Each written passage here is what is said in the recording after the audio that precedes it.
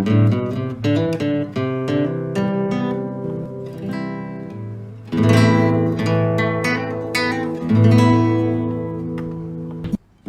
வணக்கம்.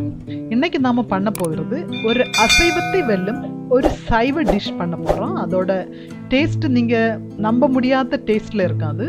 அதுக்காக நான் இப்போ ஒரு 100 கிராம் சோயா சங்க்ஸ் எடுத்திருக்கேன். அந்த சங்க்ஸை நான் ஹாட் வாட்டர்ல 30 மினிட்ஸ் போட்டு நல்ல சோக் ஆன பிறகு தடவை வாஷ் பண்ணி பிழிஞ்சு வச்சிருக்கேன். இப்போ நான் இதை 3 துண்டுகளாக கட் பண்ண போறேன். ஓரோ பீஸும் 3 துண்டுகளாக கட் பண்ணி நான் குக் பண்ண போறேன். அதுக்காக இப்போ ஒரு அடிக்கனமான பாத்திரம் எடுத்திருக்கேன். அதில் ஒரு 2 டேபிள் ஸ்பூன் ஆயில் விட்டுருக்கேன். அதில் 1 டேபிள் ஸ்பூன் இஞ்சி பூண்டு விழுது போட்டிருக்கேன். அதில் ஒரு 3 பெரிய வெங்காயம் எடுத்துருக்கிறேன், ஸ்லைஸ் ஆனது. உங்கள்கிட்ட பெரிய வெங்காயம் இல்லைன்னா ஒரு 5 மீடியம் சைஸ் எடுத்துடுங்க. எப்படின்னா இந்த வெங்காயம் தான் நமக்கு இதுக்கு இந்த டிஷ்ஷுக்கு டேஸ்ட் கொடுக்கறது வெங்காயம் தான். அதனால வெங்காயம் கொஞ்சம் அதிகமாக எடுக்கும்போது ரொம்ப டேஸ்ட்டாக இருக்கும். அப்போ அதை நல்லா ஃப்ரை பண்ணணும். நீங்கள் அது ப்ரௌன் ஆகிறது வரை ஃப்ரை பண்ணணும். அது கவனமாக பண்ணுங்க. அடி தீஞ்சு போகாமல் மிக்ஸ் பண்ணி விட்டு ஃப்ரை பண்ணுங்க. அது கொஞ்சம் கலர் மாறின பிறகு நமக்கு அதில் மஞ்சப்பொடி ஆட் பண்ணலாம். மஞ்சப்பொடியோட அந்த ஸ்மெல் லைட்டாக அந்த பச்சை ஸ்மெல் போன பிறகு ஒரு 1.5 டீஸ்பூன் தனியா பொடியும் 1.5 டீஸ்பூன் மிளகாய் பொடியும் ஆட் பண்ணுறேன். சில்லி பவுடரும் கொரியாண்டர் பவுடரும் ஆட் பண்ணுறேன். அது நல்லா கலந்து விடலாம், நல்லா மிக்ஸ் பண்ணலாம். நான் கொஞ்சம் தான் ஆயில் எடுத்துருக்கிறேன், நீங்கள் மிக்ஸ் பண்ணி எடுங்க கவனமாக. அதனால தான் கவனமாக மிக்ஸ் பண்ணுங்க. அதை ஃப்ளேம் குறைச்சி வைங்க, அப்போ தான் கரெக்டாக இருக்கும். கொஞ்சம் ஆயிலே அப்போ உங்களுக்கு கரெக்டாக பண்ண முடியும். இதில் நான் ஒரு டொமாட்டோ போடுறேன், ஒரு பெரிய டொமாட்டோ சோப் பண்ணி போட்டிருக்கேன். ஒரு 3 பச்சை மிளகாய் கீரி போட்டிருக்கேன்.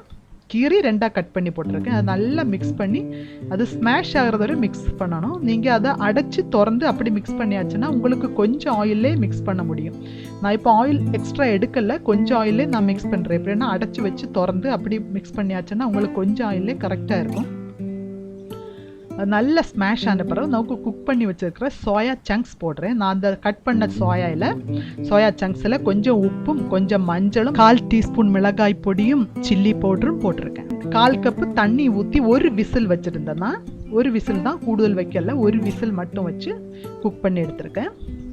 அதை போட்டு நல்லா மிக்ஸ் பண்ணலாம். நமக்கு இந்த ப்ரௌன் கலர் ஆகணும், அது வரை நல்லா மிக்ஸ் பண்ணணும் நீங்கள். அப்போ தான் அதுக்கு டேஸ்ட்டே வரும்.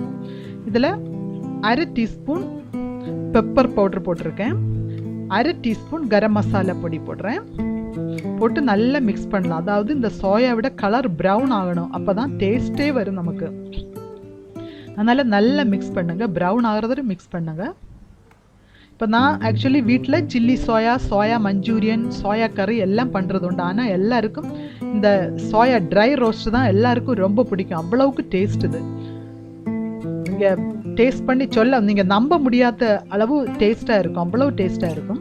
நான் இப்போ கொஞ்சம் ஆயில் தான் விட்டுருக்கேன். நான் ஆயில் கூடுதலாக யூஸ் பண்ணாதனால கொஞ்சம் ஆயிலே பண்ணுறேன். உங்களுக்கு நீங்கள் இப்போ கொஞ்சம் அதிகமாக ஆயில் வேணும்னா இப்போ விட்டு ஃப்ரை பண்ணலாம். அப்போ உங்களுக்கு நல்ல ப்ரௌனாக வரும்.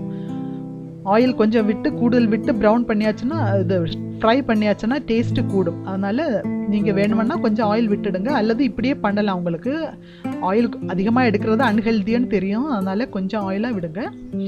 இப்போ நான் கொஞ்சம் கோகோனட் ஸ்லைஸ் பண்ணி நான் ஃப்ரை பண்ணி எடுத்துருக்கேன். ஃப்ரைன்னா நல்லா ஃப்ரை பண்ணலை, லைட்டாக ஒன்று சாட் பண்ணி தான் எடுத்துருக்கேன். அதில் கொஞ்சம் ஃப்ரெஷ் கறிவேப்பிலை விட்டு நமக்கு மிக்ஸ் பண்ணலாம். அது கோகோனட் இது ஆப்ஷனல், உங்களுக்கு விருப்பம்னா எடுங்க. நல்லா ஃப்ரை பண்ணி அது நல்லா ப்ரௌன் ஆகணும். அதனால் உங்களுக்கு தேவைக்கு ஆயில் வேணுமென்னா விடுங்க. ஆனால் நான் ஆயில் எடுக்கலை.